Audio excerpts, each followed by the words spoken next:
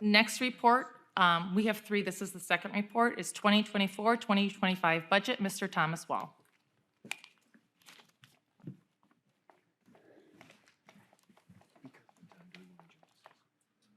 No. Thank you. All right, they're gonna just set it up here in just a second. And I do apologize to the audience. This is required by law to have a budget hearing before you adopt a budget, so. Let me wake everybody up before you start that. Hence Okay. why I When wanted Mr. Farhad started leaving the room, I turned and glanced and said, oh no, you scared him off, but I'm glad to see him back in the room. All right, That's why I want to let everybody know it's the second report. Use the bathrooms now. yes. Or not. Go ahead, Mr. Wall, thank you. All right, as required by law, we're required to have a budget hearing. We advertise in the newspaper that we're gonna hold it today. And make sure I hit the right way. Oh, here we go. All right, so our budget calendar. This year, we actually moved it up. As you're aware that we normally do the budget hearing in June, so we're doing it a month ahead of time. And unfortunately, we don't have all the data that we're required to have to know the exact numbers, so we're using a lot of estimates. So right now, we're on the May 13th, this is our budget hearing. May 17th is when the state gets together with the House, Senate, and the governor and come up with the revenues to finalize the plan for both the state budget and the school aid budget. Also later this month, we're gonna meet with the unions and go over the same information as we're kind of going over today. This is just a pictorial showing where we're actually in the process.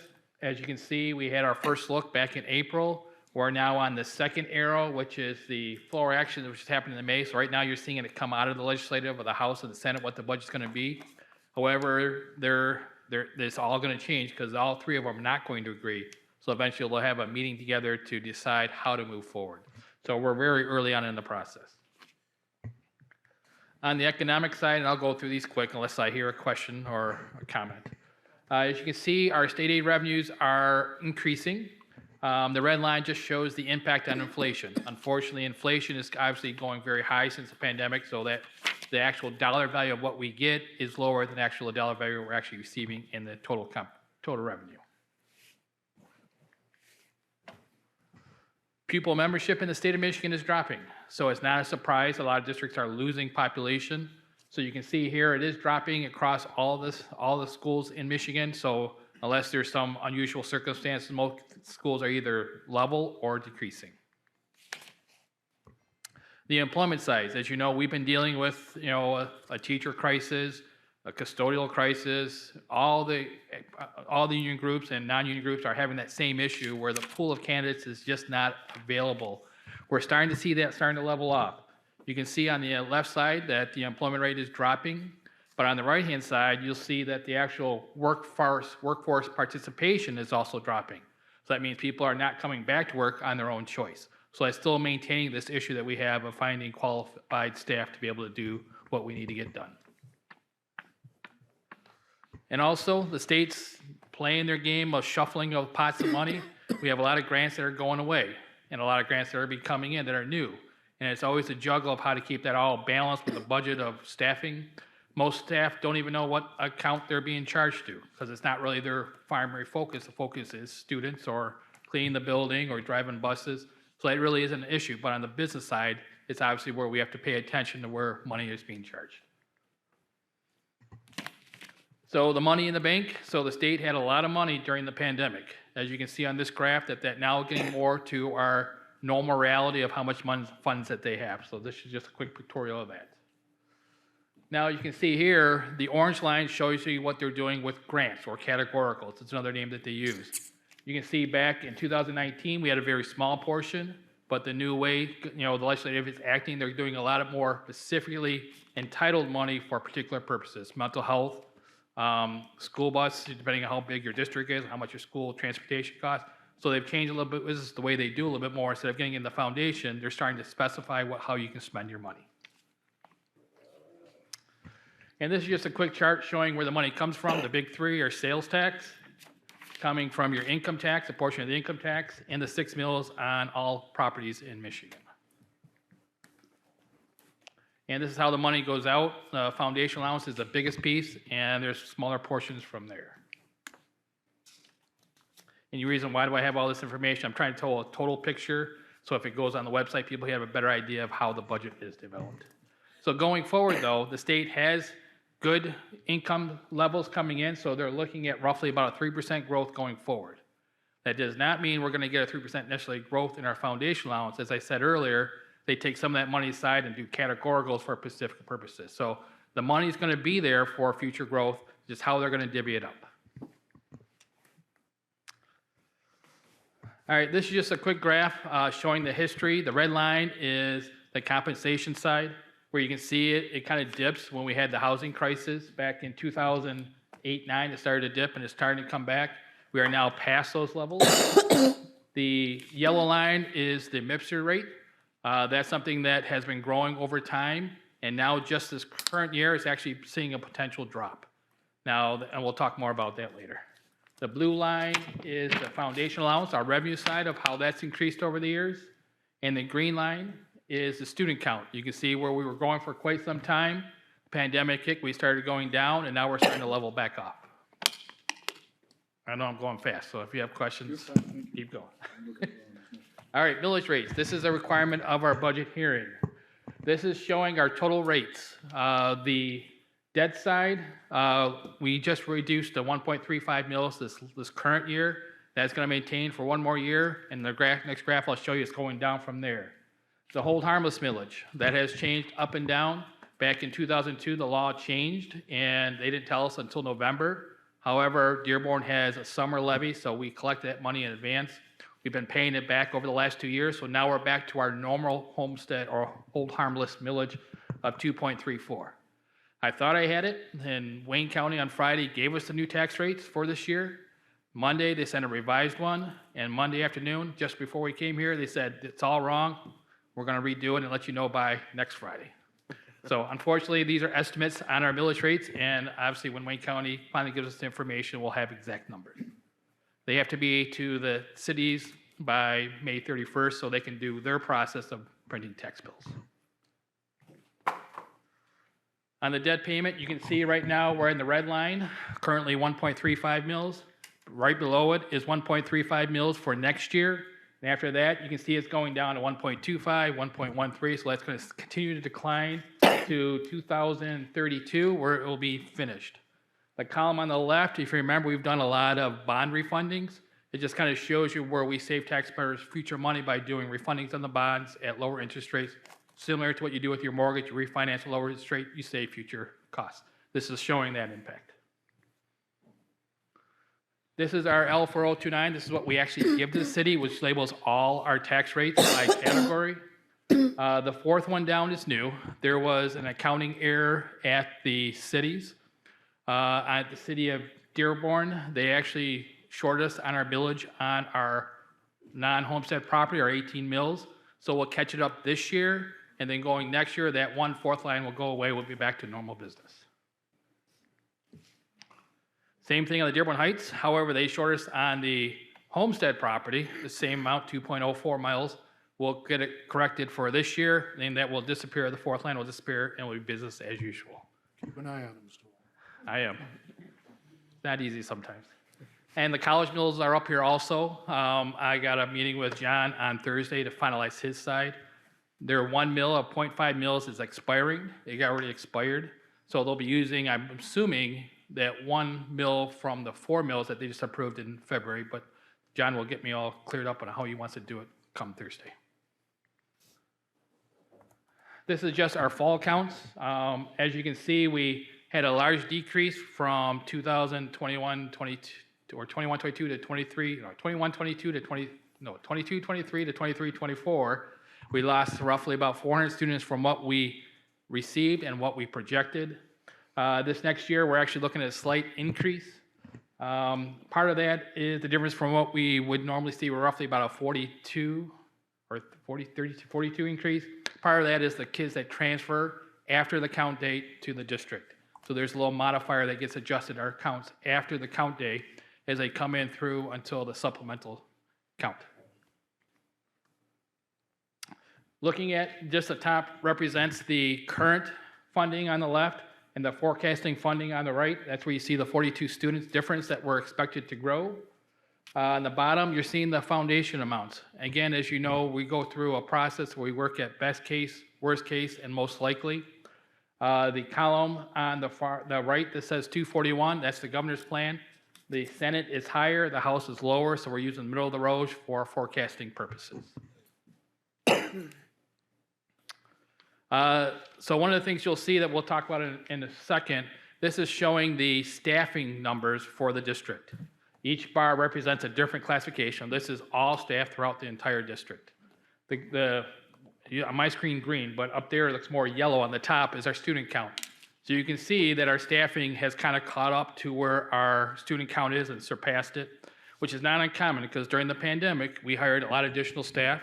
We retained a lot of staff regardless. We didn't lay people off for any purposes, for budget purposes, but we had the ESSER funding, and the state encouraged us to keep all staffing.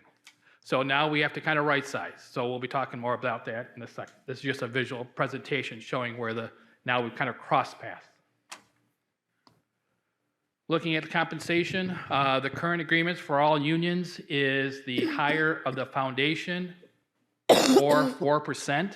And right now, the calculation using the government's proposal is around 2.5, 2.6. So therefore, we'll be using 4%. So our budget model that we're presenting today has a 4% increase for staffing across the board. So this is our typical model that you look at a macro level. It shows you our history of our fund balance over time. You can see that, I won't get into all the details, but there's reasons why it might have dipped because it's the foundation as a percentage of our operating budget. The state gives us some money, then they take it right back for MIPS's funding, so it kind of plays a little bit with the percentages. But for next year, we're looking at the bottom part of this graph where we're looking at the 42 student increase, a 3% increase in healthcare costs. We're looking at a salary increases of $6 million and step increases of $8 million. And this is just the general fund portion. Total staffing costs is about a $20 million increase in staffing from last year to this upcoming year. And then we're looking at roughly 40 retirements. That number has been higher in previous years, but with the staffing shortage, that may not get as high, but that kind of gives us our offset for our staff increases for steps. As people leave at a higher compensation level and coming in at a lower compensation level, so that's where we count that difference. Bottom line, there's about $6 million differences in the other costs of the district. We'll go through here shortly. And we'll end up with a break-even budget for this upcoming year as we plan. Let me go back a slide. So overall, we're looking at roughly about a 35 FTE reduction. Now, this does not mean we're going to lay anybody off. This is through attrition. So we're saying to all staff, no one's going to get laid off. With the 40 retirements you see on this screen, we're going to replace 35 of it. And so therefore, we're not expecting anybody to lose their job or anything. That's not what we're talking about. We're here to make sure everyone that wants to stay employed will stay employed. Okay? Basically, we're just right-sizing because, as you've seen, our student count is going down. We really haven't adjusted 2019. We're kind of trying to bring it more in line. And again, as we go through, because there's a lot of estimates here, if we find out that we have to keep more staff or add more staff as it goes along, we'll use the enhancement fund to kind of weather that storm as we go through to eventually get to where we need to be. So on the worst case scenario, we're looking at probably a $600,000 use of our fund balance. On the best case, if everything goes right and they give us a lot of additional funding, we're looking at a $6 million increase. So as we go through this summer and we get a final idea of where the state aid is, we'll have more discussions of what we need to do or how we want to adjust the budget. Boy, I did that quick. So we had a much longer conversation at the Finance Committee this morning in much more detail. But as you can see, we're still waiting on our property taxes. That's something we don't have any control of, and hopefully we'll get that here soon. The budget hearing as of today, and the budget adoption is scheduled for June 3rd. So as part of a budget hearing, we just may need to take a second and kind of stall the meeting and see if there's any comments from the public that would like to talk about the budget. Are there any questions from the citizens with us tonight? Are there any questions from the table? Trustee Thorpe? One, Yes, hold on. Yes, please, come up to the podium. I already emailed you all, because, the rainy day fund, right? So there's 40 million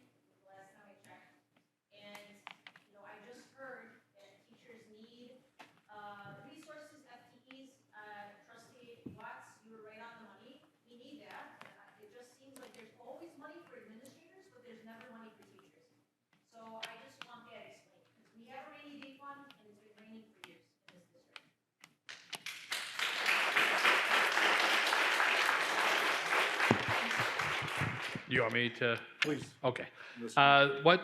What the MSBO, which is the statewide affiliation for school funding, they recommend a 15% fund balance, not to exceed 20%. So we're right around that area.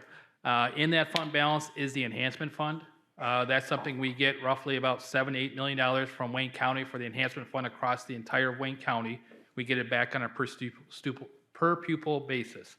And right now in the fund balance, we get it 1 year, we spend it the next year. So you take that roughly about $7 million out, then you have roughly about $30 million in the fund balance. Our operating budget is around $280 million.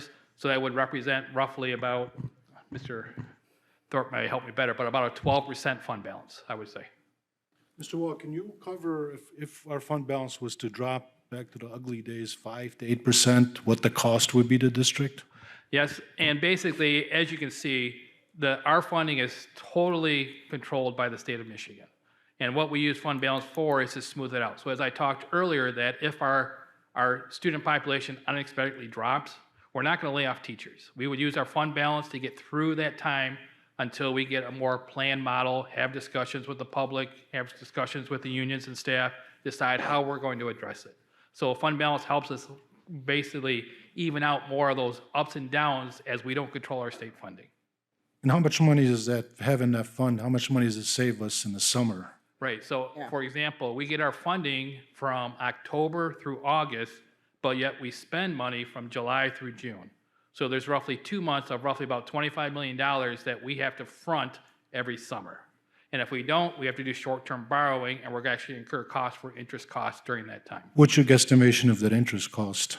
Right now, I would say probably about $300,000 to $400,000. $300,000 to $400,000 multiplied by the last 15, 16 years. That's a lot of money. Yes. Thank you. Any other questions from the citizens in the audience? Thank you for the question. Yes, please. You can come up to the podium and ask.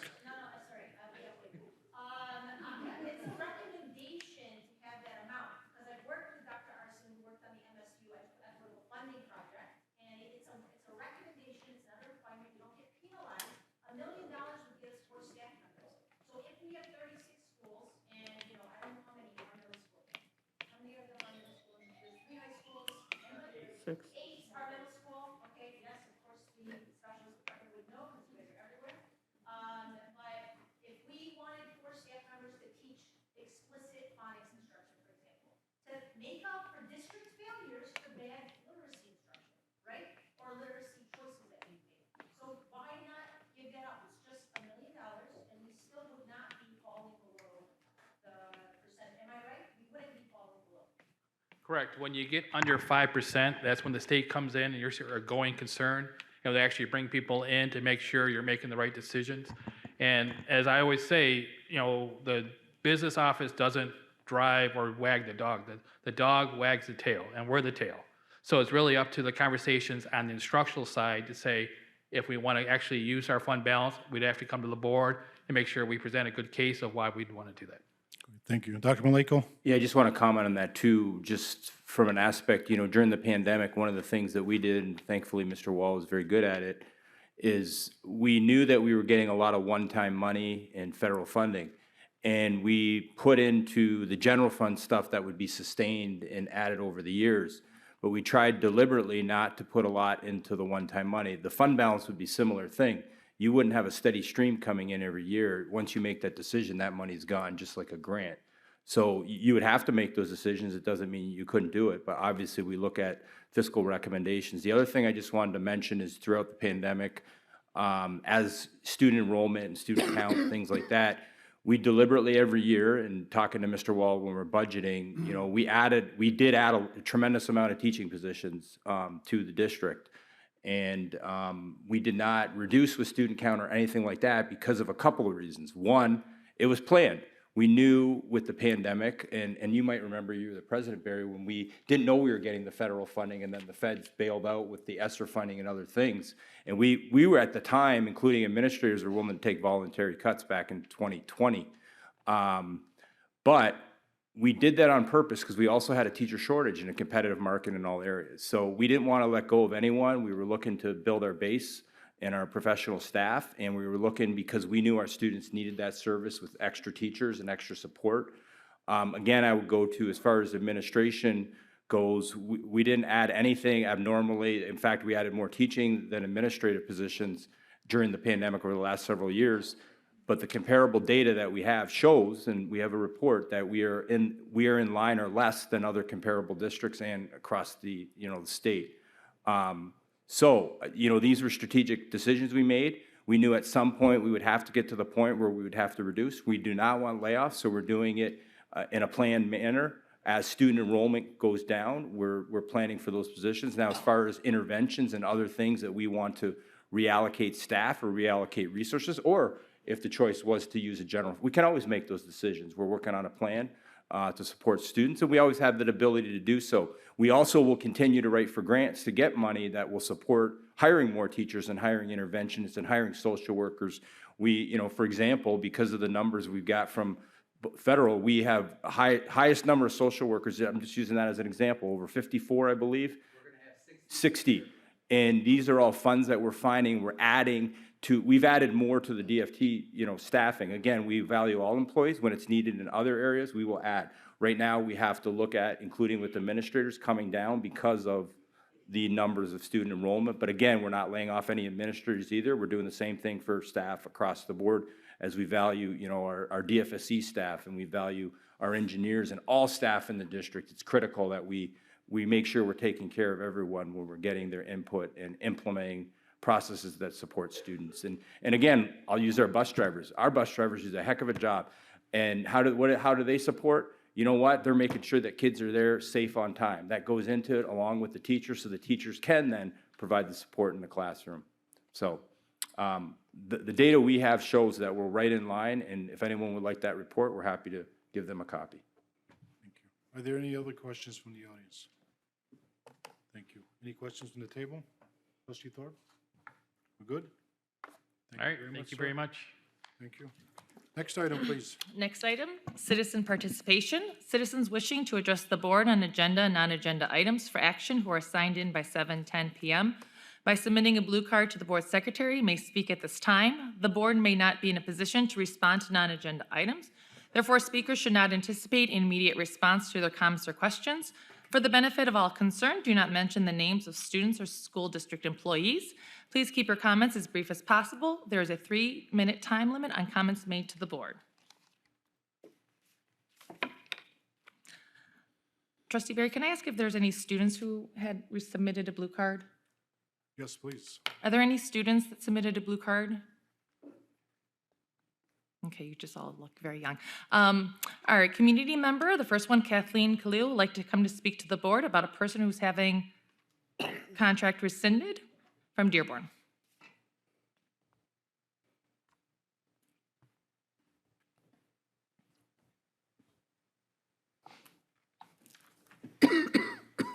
Good evening. My name is Dr. Kathy Khalil, and coordinator of a mentoring program in Dearborn and Dearborn Heights. So I know many people in administration, the board, and staff. And I sincerely believe that all of you want to do the right thing. That's the reason I'm speaking this evening in support of an excellent teacher. She takes her job seriously, is consistently kind, inquisitive, helpful, honest, responsible, and has much integrity. I taught college for 33 years and found an excellent measure of a teacher's performance is to ask the students who are with her every day. For 3 years, she was nominated Teacher of the Year by her students for the 3 consecutive years. She's an advisor of 5 extracurricular activities and clubs. If a teacher shirks her responsibility, it's easily recognizable in the first year. I ask you to please reconsider this hurtful action of not renewing her contract. If you sit down and speak with her, discuss the situation, you can easily determine how professional she is. Please reconsider your actions. Thank you.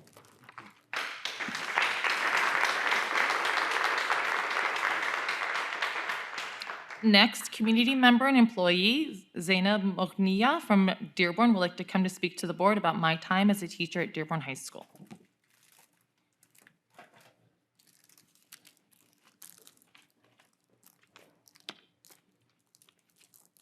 Good evening. My name is Zainab Mughniya, a resident of Dearborn and a government and economics teacher at Dearborn High. I'm glad to have been a positive representative of the district and my community in all of my capacities.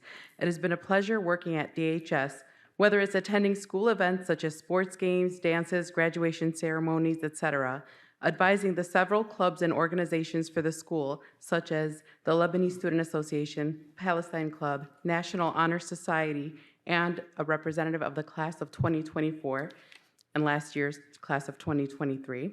Planning prom and senior party. By the way, remind your seniors to purchase their tickets. It's coming up real quick, and it's going to be amazing. I have enjoyed supplementing my mainstream government and economics courses with the mindfulness DHS pillar under the former principal's direction, which has helped so many struggling students over the past 3 years that I've been at Dearborn High. And even getting a nonprofit organization, the Rahmat Foundation, to generously donate hundreds of mindfulness workbooks to my students and to the social workers. I have invited celebrity guest speakers to my classroom to enrich my students' learning. My lesson plans are immaculate, so much so that after my first semester teaching economics, I was able to complete 2/3 of the district planning calendar for my department at Dearborn High, and was recently notified that even though I'm not teaching economics this semester, they're still using those 2/3 of my work. Of course, with the help of so many teachers across the district, because we do collaborate heavily. I'm also glad to have been able to collaborate with social studies teachers across the district and share my amazing activities and projects with them. I've received great feedback. I've worked closely with administrators in the district to coordinate the snow removal project, and because of my stellar work in that initiative, I was tasked with assisting software developers in piloting the Mayor's Corp volunteer initiative for the city of Dearborn. I've organized Red Cross blood drives as the program leader and was the person who brought it back to Dearborn High after having it stalled for years, most likely due to COVID. And the Red Cross was actually so impressed with my leadership skills that they actually decided, let's do it twice a year instead of once. I spend my free time attending meetings with the District Strategic Plan Advisory Committee, the school committees, school-wide meetings, both obligatory and voluntary, where I'm actively engaged in solutions-oriented practices. I have volunteered innovative ideas that were later implemented in my school. I'm currently working on a capstone project for the Aspiring Administrators Program that I was accepted into last fall that encompasses a grand effort to implement strategic social-emotional learning that will aid in the success of both my students and the staff within the district. I've done all of this with students first in mind. It is bittersweet that my time with the district may soon come to an end. Again, thank you for having me for these past 3 years. It continues to be an honor to work at Dearborn High, especially as a graduate of the school, and I wish the district nothing but success in the future.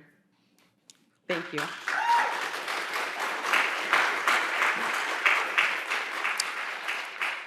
Next, parent Jawan Nabha would like to come to speak to the board about student screen time and hiring practices.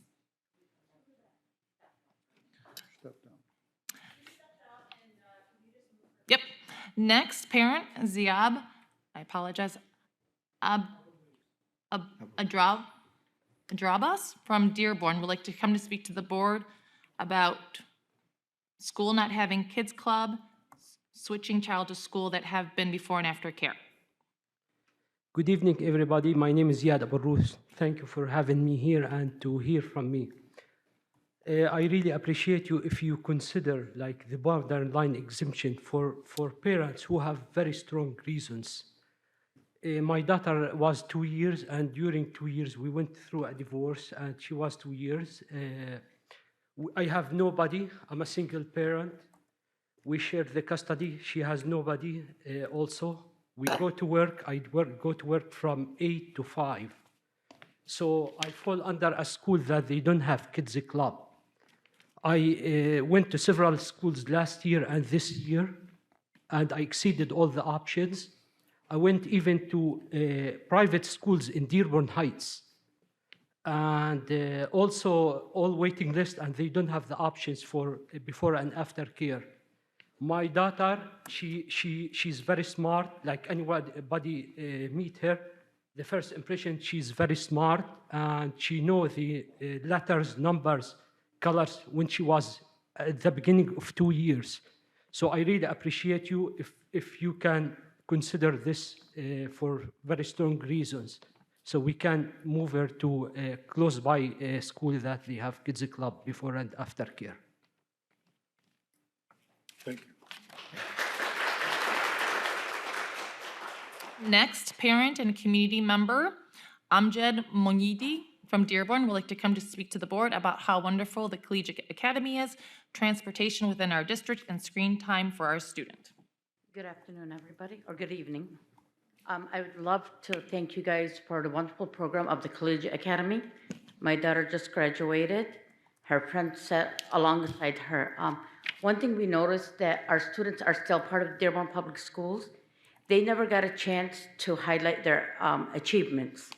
So that was a big thing between parents that night, that we would like some way, somehow, to have our students be highlighted and showing their achievements of getting full rides, going to different places, because when they leave the high school originally, they don't file for colleges, or they don't get filed for grants or scholarships, so they don't get to highlight themselves in that capacity.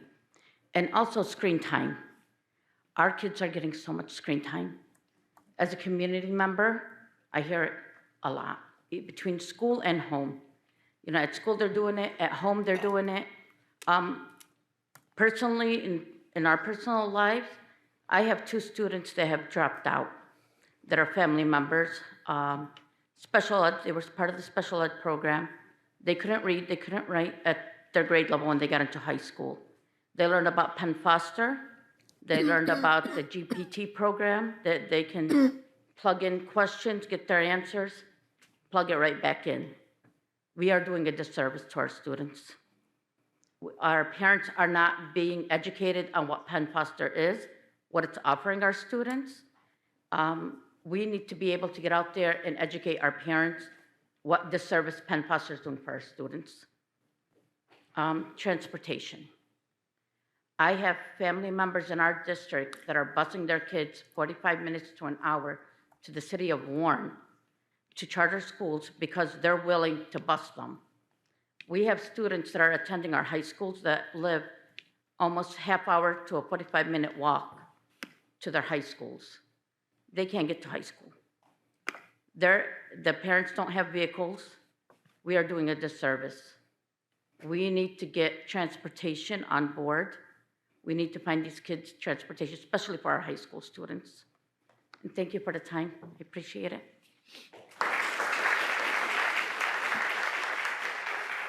Next, Adam Smith, an employee from Ypsilanti, would like to come to speak to the board about teacher respect. Good evening, members of the board. My name is Adam Smith, and I'm a building representative for DFT at DHS. I wanted to get up and speak today about teacher respect because that is what we've been lacking as a district. I can't tell you how often teachers come to me and worry that they should be looking for new jobs because they feel like they don't have job security in our school. I can't tell you how often teachers come to me and tell me they don't know how they can continue on another year of feeling micromanaged and underappreciated. But they do it anyways because they care about the kids. If the district really cares about us as teachers, we need to see it reflected in your actions as a board. Removing the boundary line exemption for teachers was pure punishment. Teachers are also telling me that they don't know if they can continue to work in our district without that exemption. We need it restored. We need just cause back in our contract like we did before the Snyder administration took it away, so that teachers don't feel like they're living in fear that they could be dismissed for any reason. We need attendance to at least be de-emphasized in the surplus process, because at my own school, we had a cancer survivor who was going into his 30th year of teaching at DHS who would have been surplused because he used his sick days that rightfully belonged to him, if not for another teacher deciding to leave. Right? What we don't need is the district writing the recently repealed anti-teacher legislation like pay freezes and negotiations back into our contract. I would love to just be able to focus on my teaching. I'd love to, have gone to bed at my bedtime. But instead, I feel like I need to be here as a voice for my many members who feel that they do not have a voice in this district. Thank you.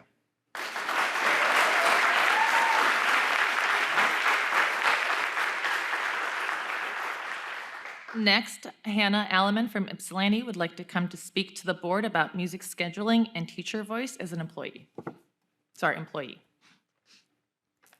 Good evening. Over the weekend, I watched as the Country Music Awards recognized several music educators for their excellence in the field. In reading these educators' statements, I heard them recognize their district's support of music education. Yet, here in Dearborn, our elementary students are receiving 25 to 50% less music education than in previous years. We have ignored best practice for music education time and time again, especially this year.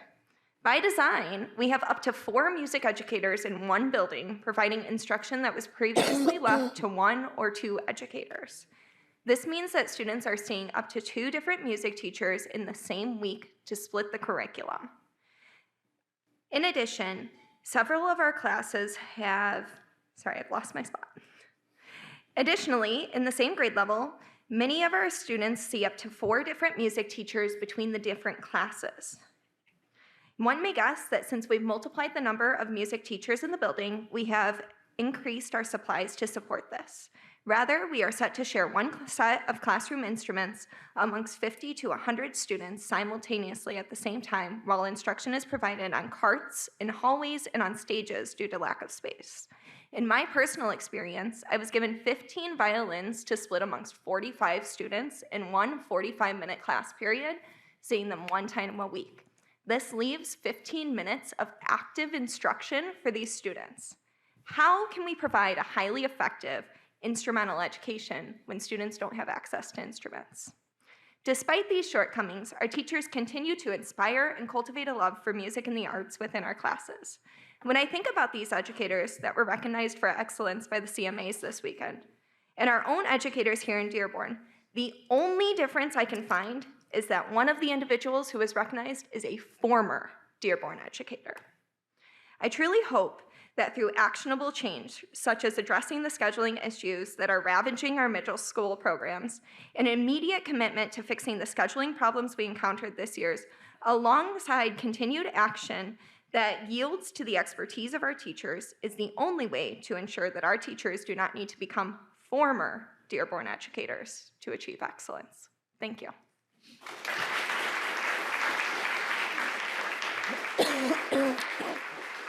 Next, Joanne Nabha, a parent, would like to come to speak to the board about student screen time and hiring practices. Hi, good morning, everyone. Or good morning, I'm sorry. It's almost there. Good evening, everyone. I'm Joanne Nabha. I don't really need to say much. I think everyone who's come up here has spoken much more for me, but I'm going to continue with what I wrote down. I'm here tonight to address a couple of concerns, and since we are in May, we have the summer to focus on improvements. And I know I only have 3 minutes, so I'm going to get rolling. The first issue is excessive screen time our students experience at school. With all due respect to the presentations that were presented tonight about student gaps and achievements, if those were based on computerized standardized tests, I really want to look into those. As educators, we're not in control of what happens at home, but we can absolutely implement measures to reduce screen time at school. And one of the most effective ways is reducing those standardized tests. Standardized tests is not a true measure of student performance, and it takes away from the precious class instruction, and it takes away from teachers' autonomy. To be able to know, because they know exactly what's best for their students. It's not a cure-all for academic achievement, and I think we come up here every year advocating for less screen time. But part of this real concern stems from the impacts that teachers are seeing from the excess time our kids have. So the younger kids don't hold pencils correctly, so their fine motor skills suffer, their writing suffers, their behavior suffers, and their reading suffers. So when you talk about why do they reach high school and they're not motivated, it's because, you know, and we're not talking about this as like, you know, a one-day overnight thing. You know, we're talking about students that are over time doing this, right? But we can absolutely, we're in control of fixing this. So reach out to your teachers, reach out to these experts back here. These are your experts. My second concern, and this isn't the first time I've spoken on this topic, is hiring practices. And we end another school year and we have countless classrooms that lack certified teachers and support staff. We have cases where permanent subs, and I say permanent subs because, and I use this word loosely, because I've seen classrooms where there is a sub in the classroom for well over a year, perhaps the same individual, and they have intentions of being hired, but they're not. So I don't know why. And I've heard reasons, you know, being they aren't a good fit or, you know, but like when we have ineffective people in the classroom, and I'm not saying that those, we do have subs that, for example, have degrees in education, but they're not certified, okay? But this is a problem, and we're losing 400 students next year. Why? I mean, you know, 400 students. So instead of looking at those, you know, as necessarily a negative, we should say, oh, wow, this is perhaps an opportunity to do smaller class sizes. And I see my time. But that was my main thing, like turn that negative into a positive, you know. We have teachers that are retiring. I hope it's not a situation where we're not going to be filling those spaces because of money. And we fought hard for that millage, you know, 72%. That was an excellent turnout. But at the same time, wrap up. Yeah, I understand. Please. Thank you. Next, James McClellan, an employee from Warren, would like to come to speak to the board about elementary special scheduling. Good evening, members of the board. Dr. Maleko. If you'll bear with me, I'm going to wing it tonight. So last year, we made some big changes with the specials. We changed that structure and that setup. We moved a lot of people around. It was pretty difficult. Now we've made adjustments. We made it work for this year. Now we're looking at another year coming up, and people are wondering what's going to happen. We've had that fifth floater prep that has been talked about. We had the media.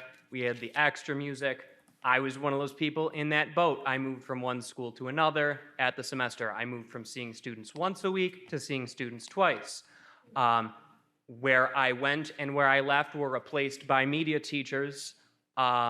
Media teachers leaving one school, going to another, going to places they've never been. That leaves problems where they leave. So I'm not here. I'm not going to try to push one way or another. I'm sure other people have plenty of intentions to do that. But my point is people need to know, our staff needs to know what that's going to look like, what the plan is moving forward. So we can make plans, we can get a good idea of where we may be going. Because we float around a lot, and it's nice to know what kind of job we'd have waiting for us. And then to make the plans, just to know what's going to happen. That's what we need to do to do this right. All right, thank you.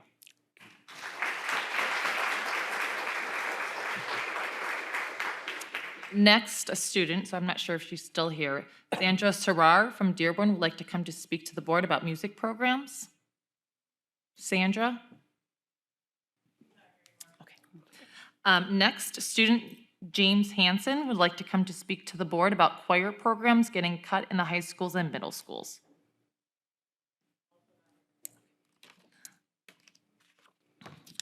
Next, employee Jillian Bergen from Dearborn would like to come to speak to the board about music course scheduling.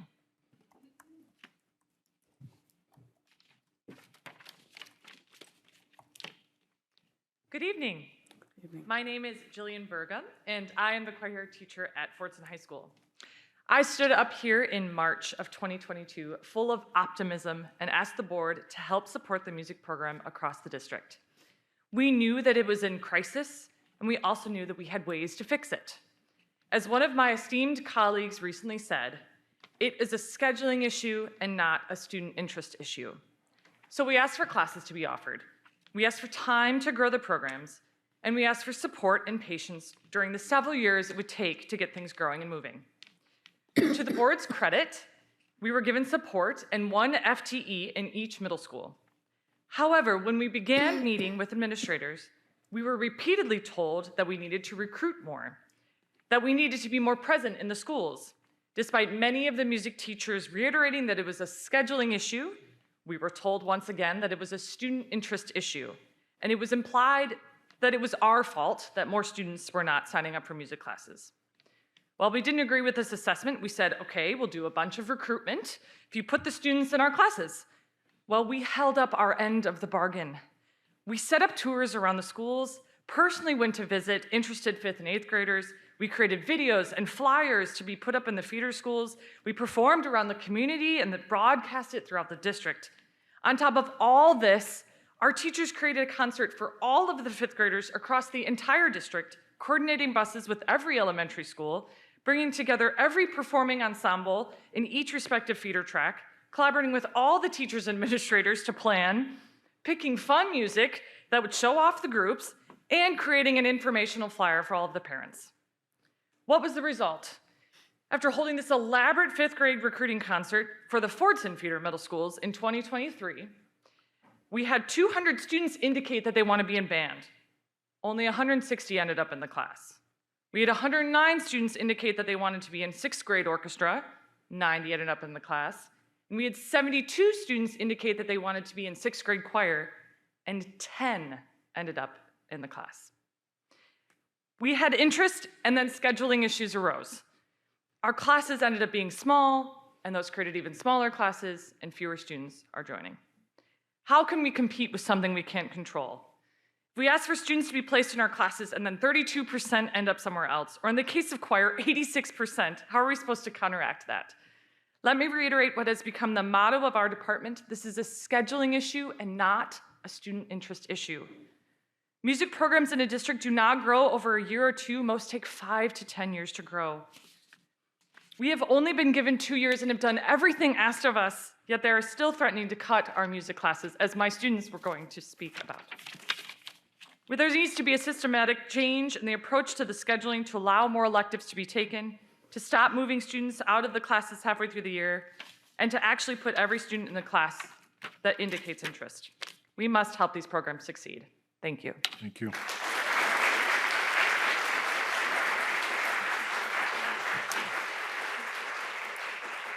Next, Hold on, please. Can I get a motion to extend the meeting 15 minutes? I'll make the motion to have a extend the motion? meeting by 15 minutes. Support. With support, are there any objections? What do we have to do? Roll call, please. Roll call vote. Trustee D'Ambrosio? Yes. Trustee McDonald? Yes. Trustee Moses? Yes. Trustee Petlicoff? Yes. Trustee Thorpe? Yes. Trustee Watts? Yes. President Berry? Yes, thank you. Next, Libya Yaya, a parent from Dearborn, would like to come to speak to the board about student support.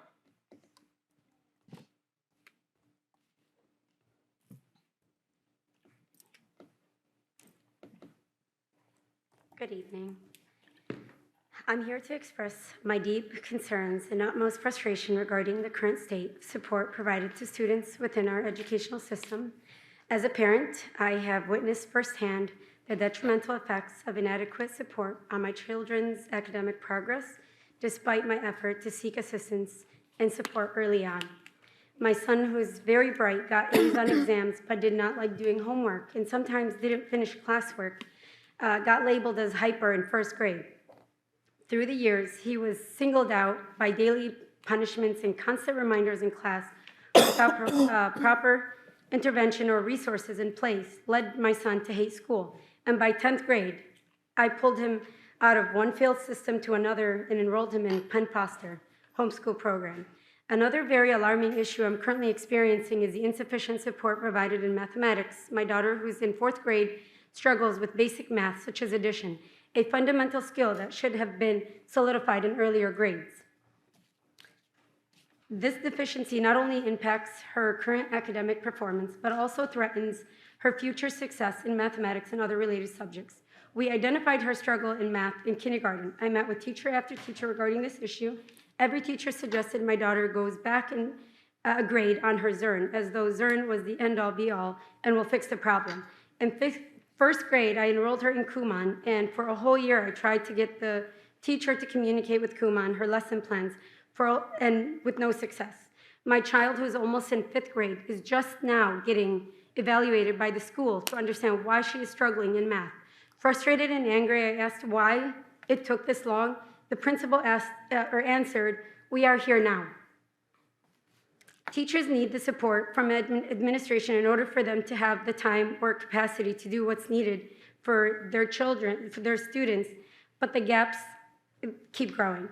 I urge the Board of Education to take immediate action to address these systemic failures and ensure that every student receives the support they need to thrive academically. It is imperative that comprehensive measures are implemented to identify and support struggling students before they reach a point of academic crisis. Our children's future success depends on the quality of education they receive today. Thank you.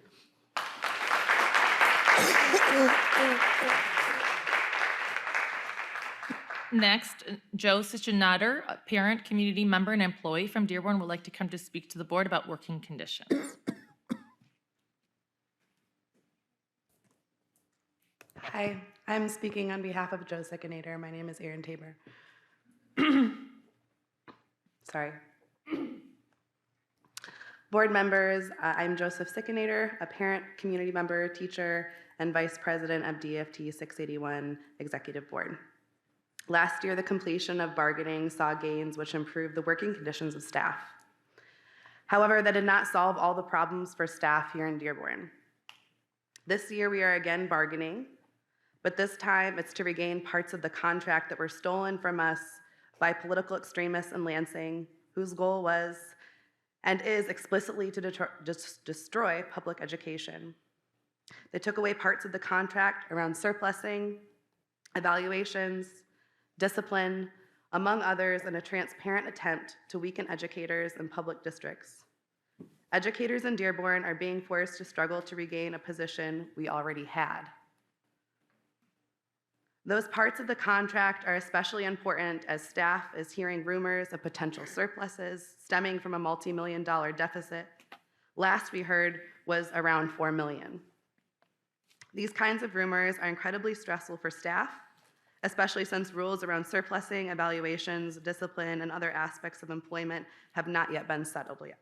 The point of having these provisions in the contract is that it makes the workplace fairer and less stressful. When people come to work in the district, they will know exactly what to expect. There's also consent to the rules around working conditions because staff in the district had an equal hand in shaping it. The district needs to settle the contract. As the oft-repeated saying goes, teacher working conditions are student learning conditions. When we treat staff with honesty, integrity, and respect, the teachers can better create those conditions for students in their classroom. When my son comes to school in Dearborn, I want him in a classroom with teachers that feel as little stress, anxiety as possible. I want him to be surrounded by staff that have excellent working conditions, which in turn give him an excellent learning conditions. Thank you.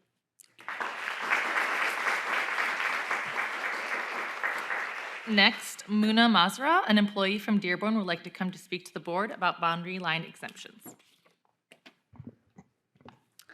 Hello, my name is Muna Mashra. I'm a Dearborn Schools employee, parent to 3 DPS students, and DFT 681 affiliations VP.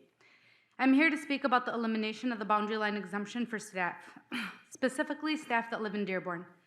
As a staff member that has relied on the exemption to ensure my children have a ride to and from school, it was shocking to learn of the elimination of the staff exemption only after members started applying for it. The school board and district made a decision without any regard or care for how it would negatively impact staff.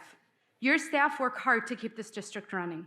Without us, you would not be able to teach and serve the community. We've heard that you cannot give staff an exemption, you no longer give community members. However, we're still hearing that you're continuing to make exemptions for students and families that have extenuating circumstances, so you're not completely eliminating it for the community. Additionally, the district is still allowing continuing to allow non-resident staff members a boundary exemption, and rightfully so. But why not staff who are Dearborn residents? The only answer I can think of is that you get money for them, whereas you're already guaranteed our money. Making exemptions for staff does not mean the district is doing something terrible. There are many places that give its employees perks or benefits not given to others, and it is a common and acceptable practice. If you work for Delta, you and your family fly for free. If you work for Ford, you get the A plan. You work for Enterprise, you get half off of your rentals. Continuing to have staff exemption is a benefit that you get because you work in the district. There's nothing wrong with that. Those of us that use the exemption, our buildings see the benefit. We do even more because our kids are there. At my building, we volunteer more, we put on more events, and all of the kids benefit from that. Our teachers and staff do a lot for all of the students and families of Dearborn. It's not too much to ask to continue to have the boundary exemption for staff. True leaders aren't afraid to make changes when they make mistakes. This school board needs to right its wrong. Be real leaders and admit when you make mistakes and fix them. Believe me, we're gonna keep this in mind come November. Since I do have some time, I do want to make a couple comments on some things that you had said, Dr. Malenko. So you mentioned teacher appreciation. You guys always talk about how you appreciate your teachers. You said we're the best staff in the state, and I truly believe that. This, reinstating the staff boundary line exemption would really show teacher appreciation and wouldn't just be lip service. Another thing that you talked about was the millage. When the district comes to the teachers and asks for support in something, they expect us to jump at whatever that request is. They expect us to work towards it. But it's a one-way street. When you guys came to us about the millage, we mobilized our teachers. They reached out to students, families, staff, community members. We printed brochures. We were out passing them out at local grocery stores. We even worked the polls to flip voters. And then right after that, the rug gets pulled out from under us and we find out about the staff exemptions being pulled. Those are the kind of things that don't really show that you guys appreciate your teachers. Thank you.